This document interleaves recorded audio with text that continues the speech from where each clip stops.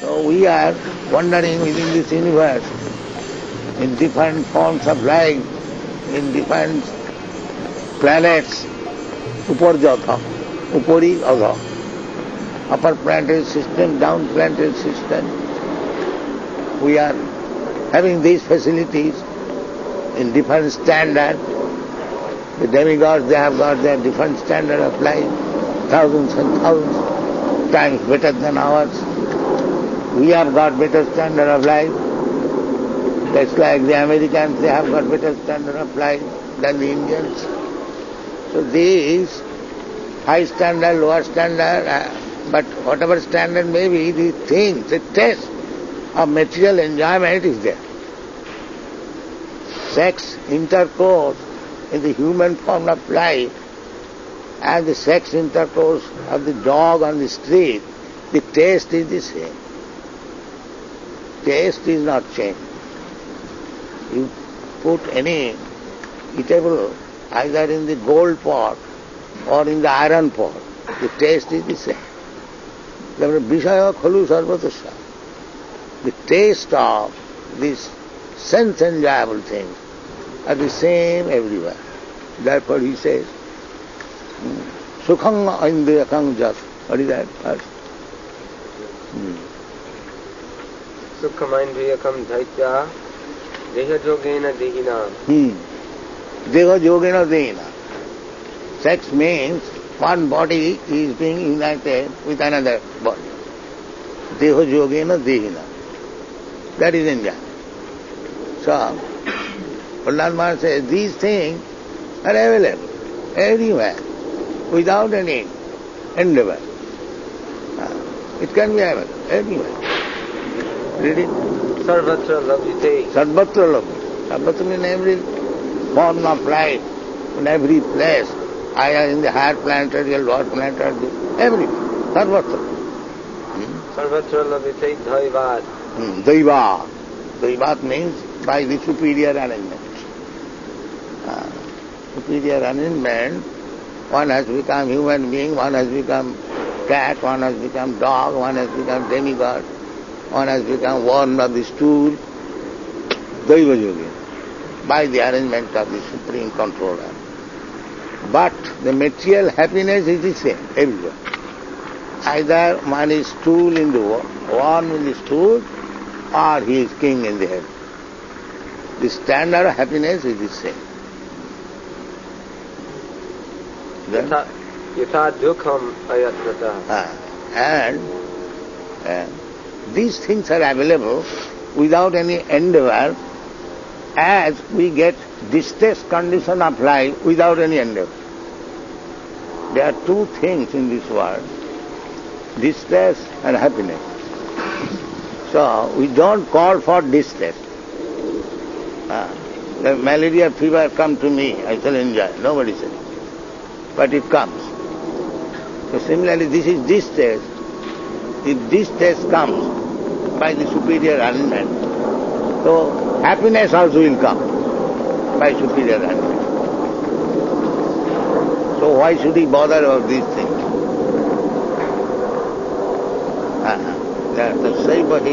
Therefore, our endeavor should be for understanding ourselves, self-realization, and our relationship with God, or what is God, what is the nature, these things, athata brahma jigyasa, this is our business.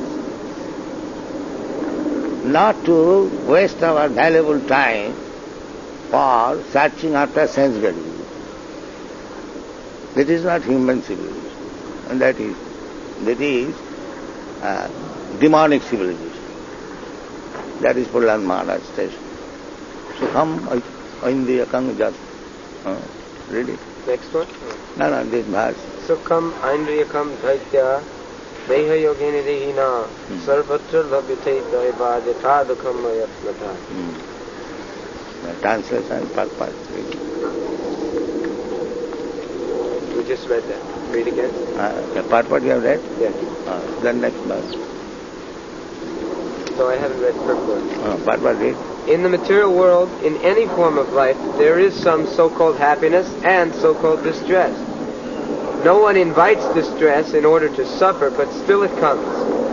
Similarly, even if we do not endeavor to obtain the advantages of material happiness, we shall obtain them automatically.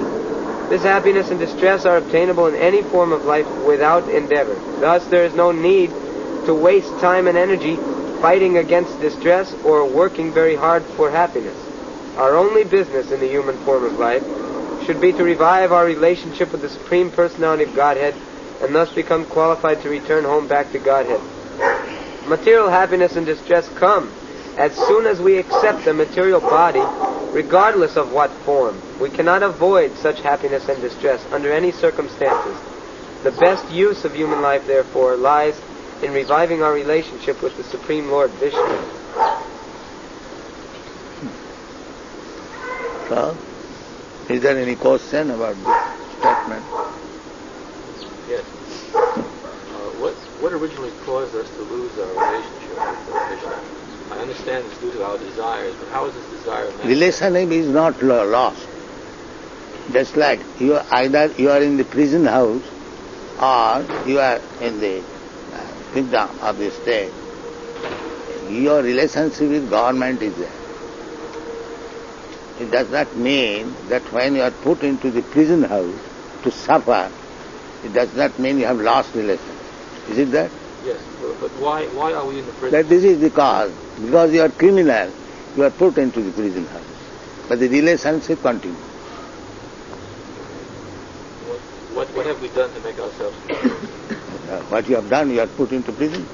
No, but what have we done to make ourselves criminals? What criminal acts have we performed? That you might have forgotten. Because your nature is to forget. You cannot immediately remember what you are doing exactly this time yesterday. That is you have forgotten. But suppose you, without any knowledge, you do something criminal, then you must be punished. You may not know it. You cannot say in the court that I did not know by committing this act I will be punished.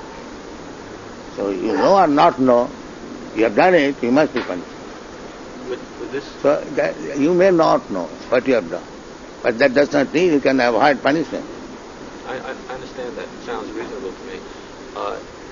When we do this act for which we are punished, is it done in this life or is it done in some prior life? This life or prior life, because you are eternal. Na hannate hannamane sarire. You are eternal.